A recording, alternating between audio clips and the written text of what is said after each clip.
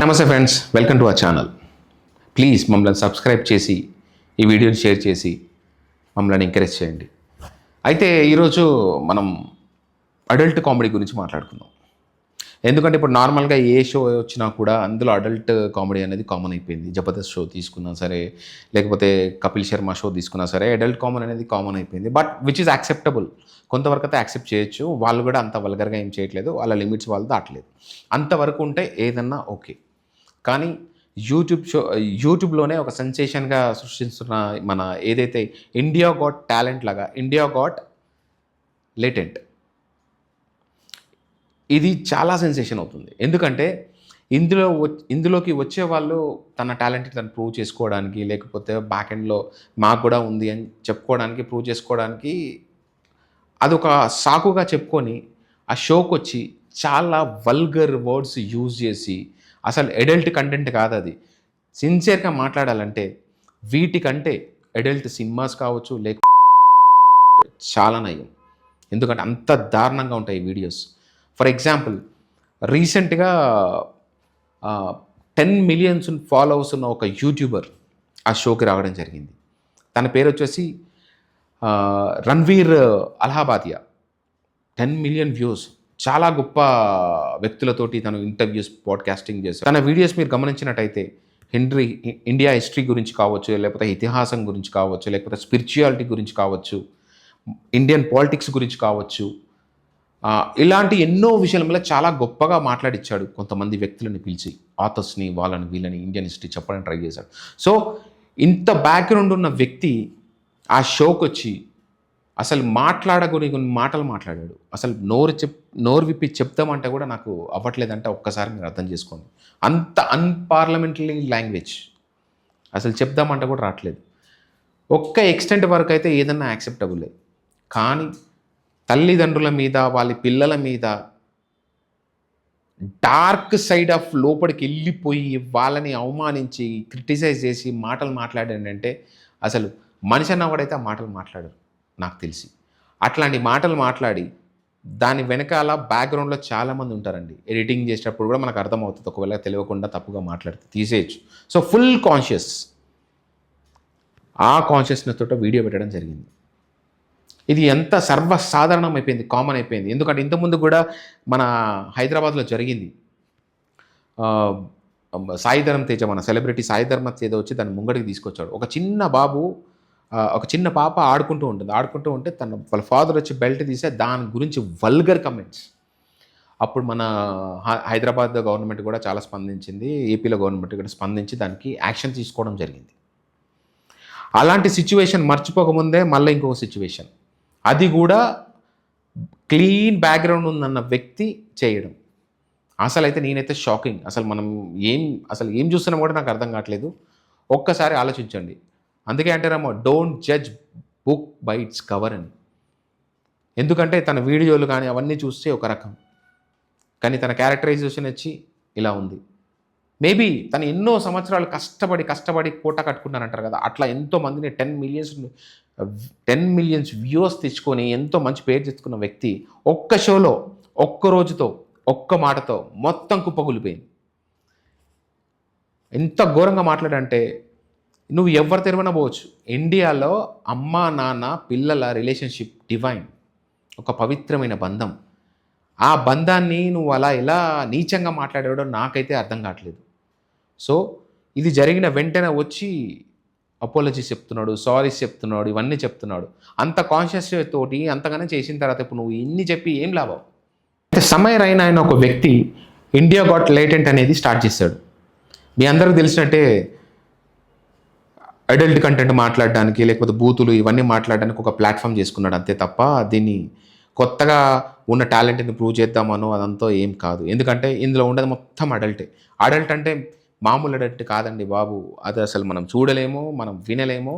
At least friends తోటి discussion చేద్దామంటే కూడా డిస్కస్ చేయని కంటెంట్ ఉందల్లా. సింపుల్గా చెప్పాలంటే మేల్ ఫీమేల్ ప్రైవేట్ పార్ట్స్ గురించి, వికలాంగుల గురించి, గుడ్డోళ్ళను కూడా వదిలేదండి. లాస్ట్కి వికలాంగులను కూడా వదలలేదు, పిల్లలను వదలలేరు, పెద్దలను వదలలేదు, ముసలను వదలలేదు. అసలు ఏం మాట్లాడతారో కూడా తెలియదు. ఆ లాంగ్వేజ్ అయితే అన్పార్లమెంటరీ లాంగ్వేజ్ కాదు, కానీ అసలు చూస్తూ ఉండలేం మనం, వాటి గురించి మాట్లాడుకోలేం.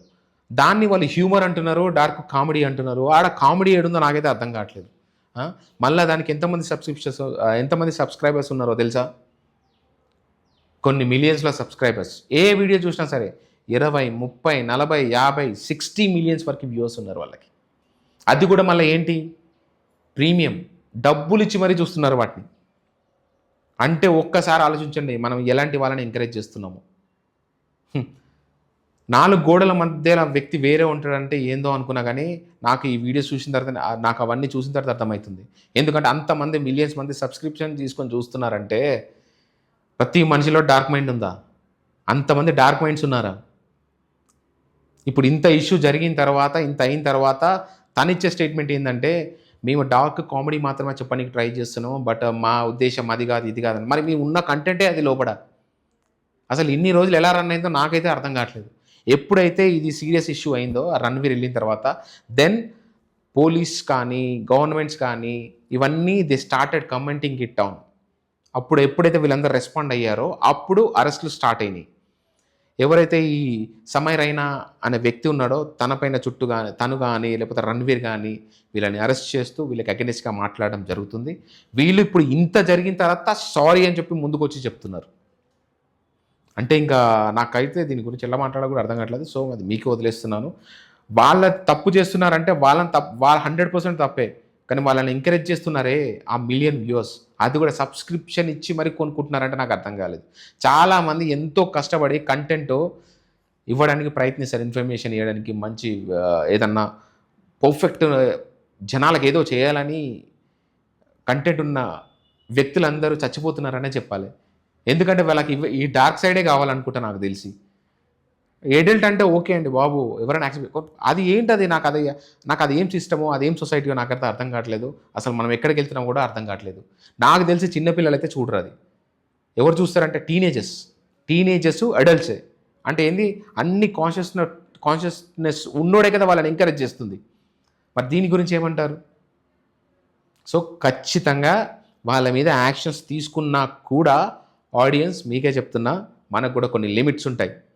ప్రతి వ్యక్తిలో ఒక డార్క్ సైడ్ ఉంటుంది, కానీ మరి ఇంత ఈవిల్ సైడ్ అయితే మాత్రం చాలా జాగ్రత్తగా ఉండాలి. చుట్టూ ఉన్న సొసైటీ చాలా స్పాయిల్ అయిపోయి ఉంది.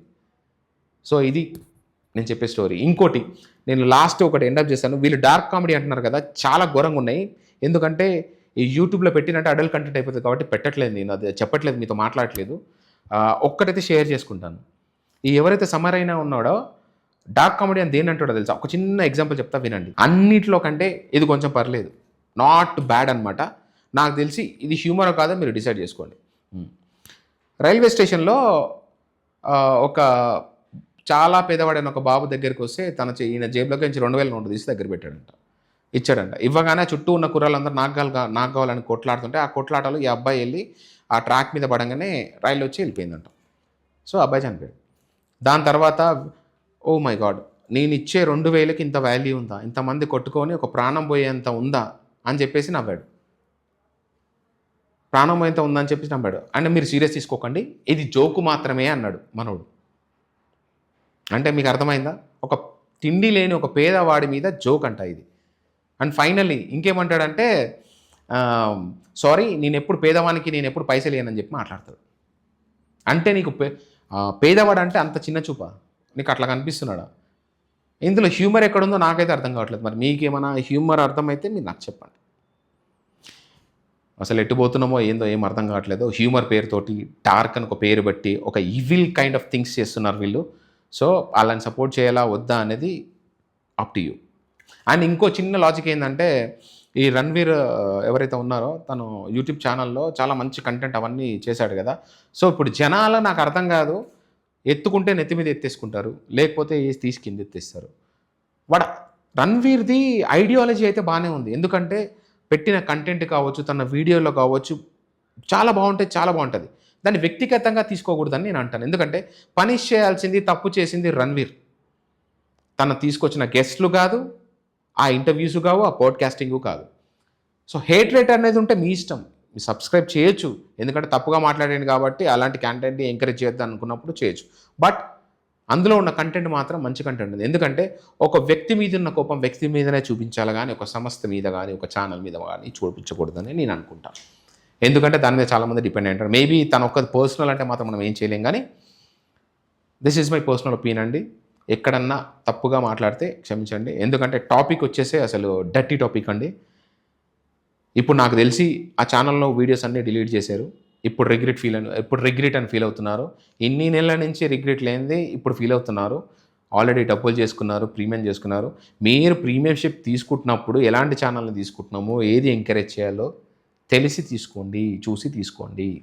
ఇప్పుడు ఇదంతా ఈ ఎపిసోడ్స్ మొత్తం చూసిన తర్వాత నాకైతే ఏం చెప్పాలో అయితే ఏం అర్థం కావట్లేదు. ఎందుకంటే ఎంతో కష్టపడి ఛానల్‌లో కంటెంట్ ఇవ్వాలని, మంచి కంటెంట్ పెట్టి కష్టపడే వాళ్ళు మాత్రం ఏదో తక్కువలో వ్యూవర్స్ ఉంటారు.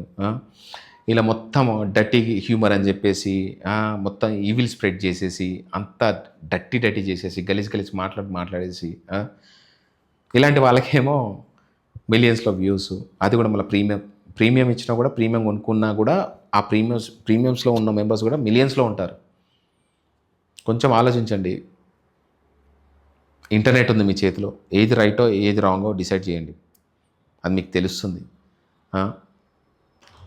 ఫైనల్‌గా డార్క్ కామెడీ మీద మీరు పేరు పెట్టి ఇవన్నీ చేస్తున్నారంటే అసలు కామెడీ అంటున్నారు, హ్యూమర్ అంటున్నారు. నాకైతే అక్కడెక్కడ హ్యూమర్ కనిపించట్లేదు. ఏదో బూతులు మాట్లాడేసుకుంటున్నారు. ఆ బూతులనే వీళ్ళు డార్క్ కామెడీ అంటున్నారు. డార్క్ కామెడీ అయితే నాకు ఏడ కనిపించట్లేదు. హ్యూమర్ నాకు ఏడ కనిపించట్లేదు. జనాలు please don't encourage like these things. ఇలాంటి ఎపిసోడ్స్ నాకు తెలిసి కొన్ని సంవత్సరాల క్రితము కరణ్ జోహర్, రణ్వీర్ సింగ్ అండ్ అర్జున్ కపూర్ షో ఏదో ఉంది ఏఐబి అని చెప్పి. దాన్ని కూడా చాలా కాంట్రవర్సీ అయిపోయిన తర్వాత బ్యాన్ అయిపోయింది అది.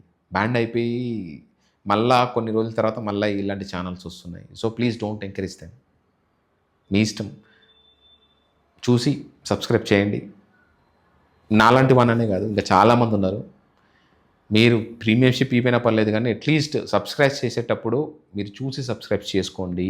నాకు తెలిసి ఇందులో టీనేజర్స్, అడల్ట్స్ చాలామంది ఉన్నారు. సో మనం ఎటుపోతే మన దేశం అట్టే పోతుంది. Please. Thank you so much.